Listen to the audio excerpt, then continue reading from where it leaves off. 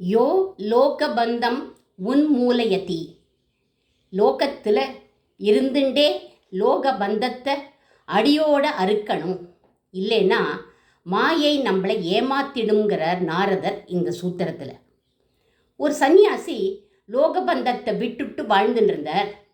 ஒரே ஒரு கௌபீனம் தான் அவர்கிட்ட இருந்தது.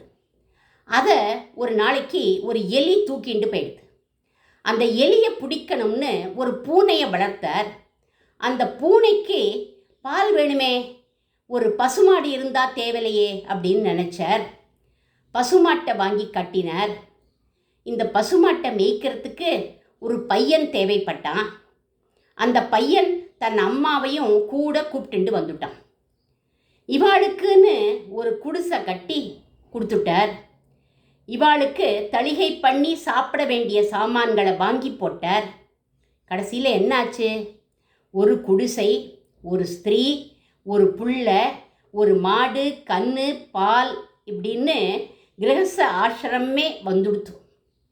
மெனக்கட்டு எல்லாத்தையும் விட்டுட்டு வந்தார். ஒரே ஒரு கௌபீனத்தோட ஒவ்வொன்றும் நைஸாக வந்துடுத்து.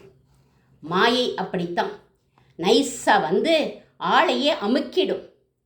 அதுக்கு இடமே தரக்கூடாதுங்கிறதுனால யோ லோகபந்தம் உன்மூலயதி அப்படின்னார் நாரதர்.